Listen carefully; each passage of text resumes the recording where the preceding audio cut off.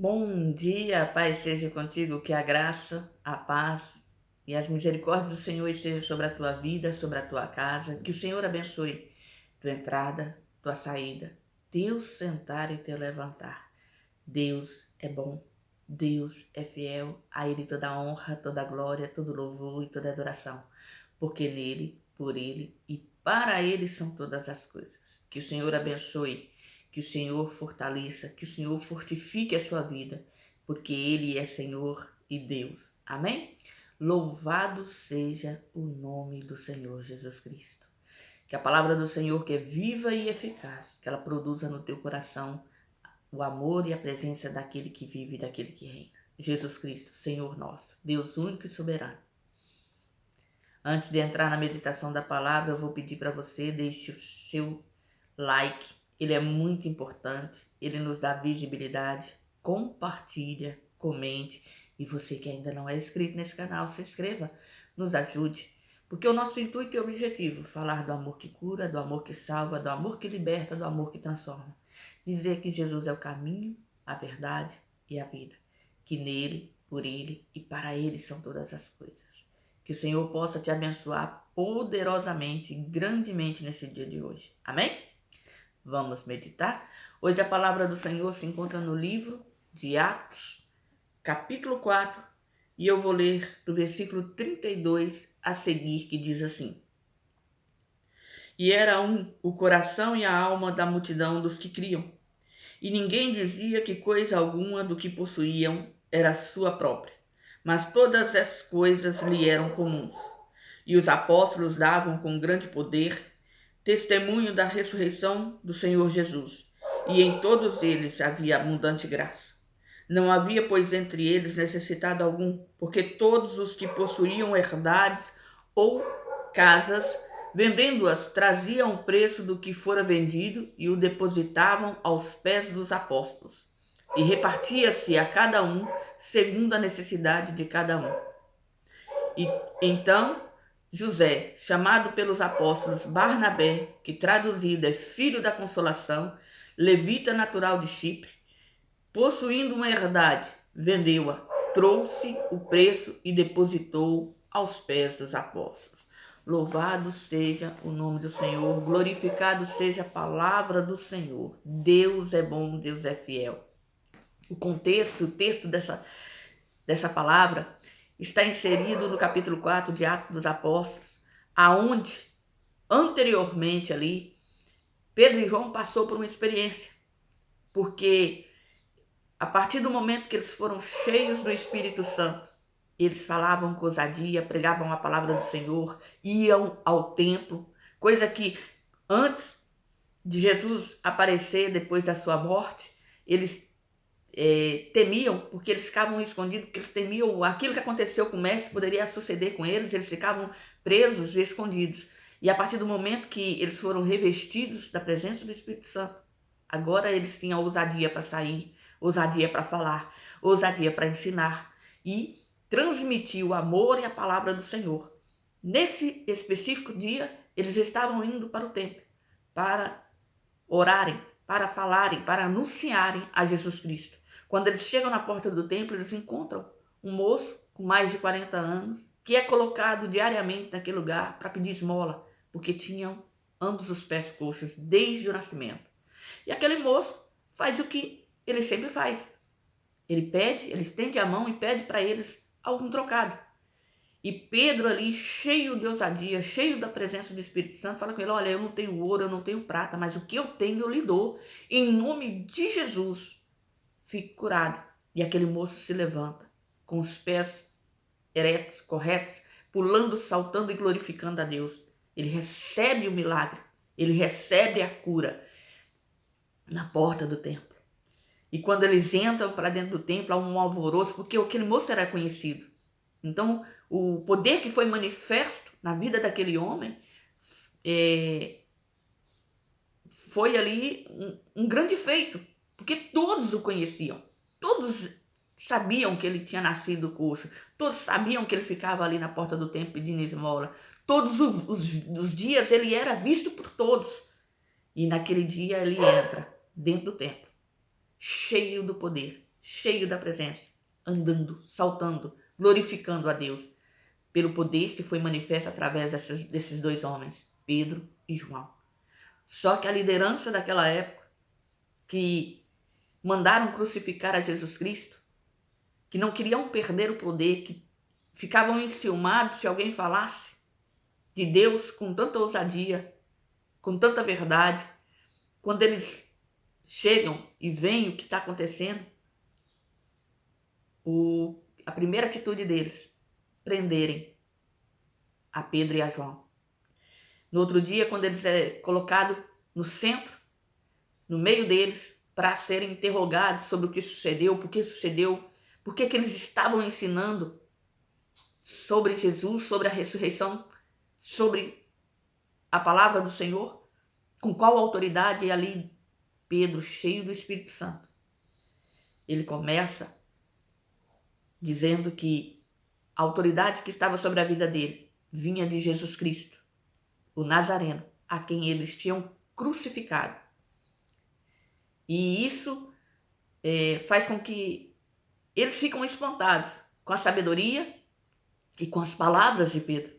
Mas eles percebem que ele não tinha estudo, conhecimento, cultura, mas que ele tinha poder nas palavras e na forma como elas foram ditas.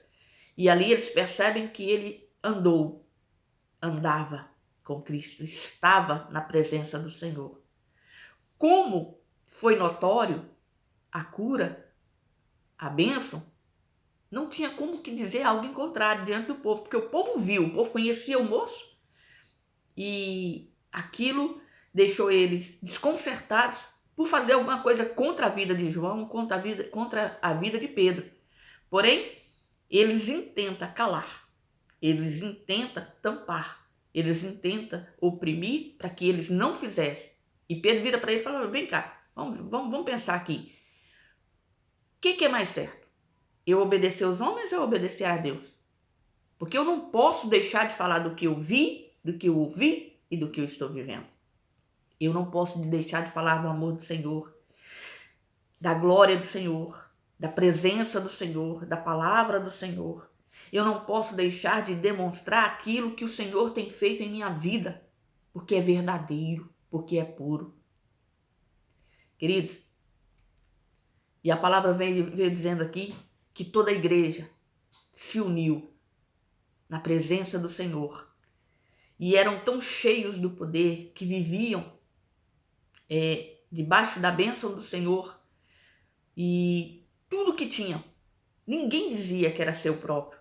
Ah, isso é meu, isso é eu, isso eu posso, isso eu sou, porque estavam tão cheios do Espírito Santo, do amor de Deus, da graça de Deus, que eles entendiam que eles eram o corpo de Cristo sobre a face da terra. Que nós possamos ter no nosso coração essa certeza, que nós somos dependentes do Senhor, vivemos na presença do Senhor.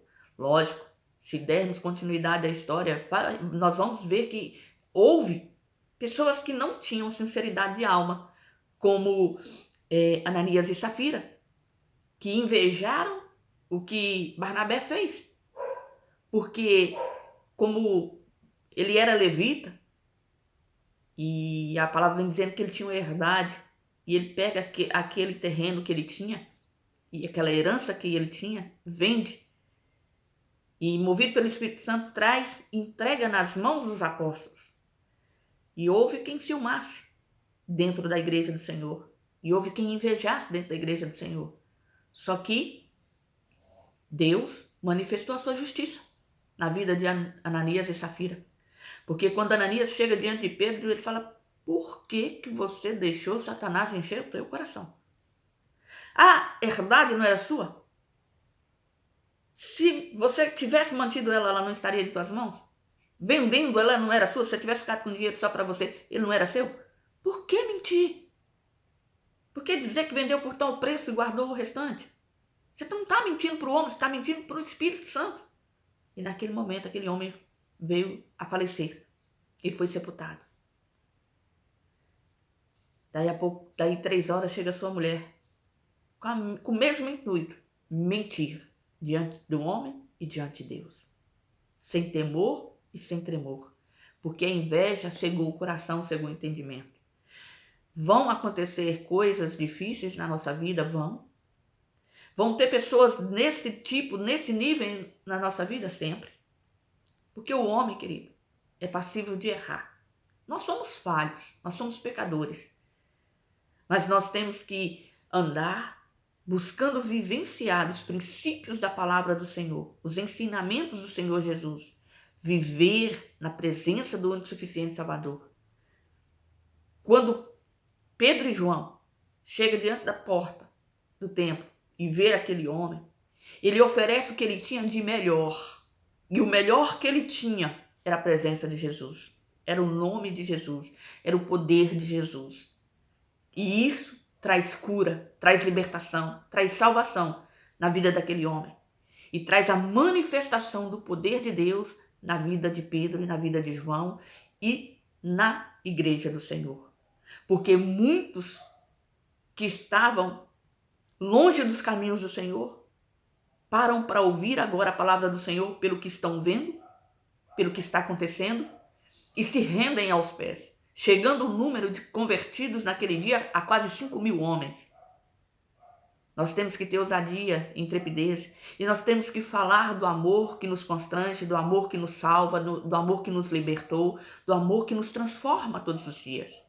Nós temos que viver a presença do Deus justo, do Deus todo-poderoso e vigiar para que no nosso coração não se encha de inveja, de ira, de contenda, como o coração de Ananias e Safira, mas que nós possamos seguir o exemplo de Pedro e de João na nossa vida, vivenciarmos o poder de Deus, falarmos da palavra do Senhor, da graça do Senhor, da soberania do Senhor, do que o Senhor tem nos feito.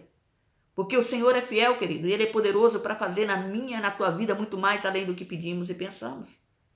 Quando eu olho para esse texto do capítulo 4, eu me alegro o coração, porque eu sei que o meu Redentor vive. Assim como Deus foi para com Pedro, para com João, para com a igreja do Senhor, Ele ainda o é hoje.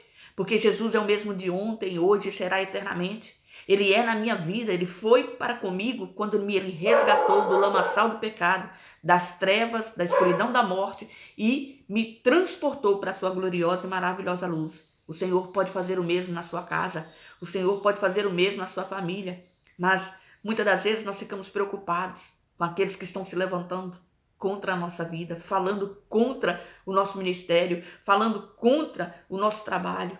Não, no nosso olhar tem que estar em Cristo Jesus. Nós temos que continuar perseverantes. Quando aqueles homens colocam Pedro e João no centro para oprimir, para fazer com que eles parem de falar e ordenam que eles calem, e Pedro vira para ele: peraí, vamos pensar aqui. Qual que é melhor? Obedecer vocês ou obedecer a Deus?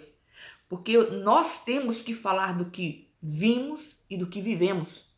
Nós temos que contar o que Deus tem feito em nossa vida. Houve um jovem que da cidade de Gadareno, dos Gadarenos. Ele era endemoniado.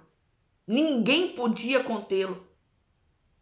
Cadeias não conseguiam prendê-lo, porque ele espedaçava tudo. E quando Jesus chega na vida daquele jovem, ele pede para o Senhor para que ele vá com ele. Jesus fala com ele: volta para a sua casa. Vai falar do que Deus tem feito na sua vida, das grandezas de Deus na sua vida. E ele volta, e ele é um missionário ali na sua terra, dizendo quão grandes coisas o Senhor fez. Que nós possamos fazer como aquele jovem, obedecer ao Senhor Jesus. E à nossa volta nós possamos falar de quão grandes coisas o Senhor tem nos feito, das maravilhas do Senhor, da glória do Senhor, do poder do nome do Senhor, porque somos testemunhas sua sobre a face da terra.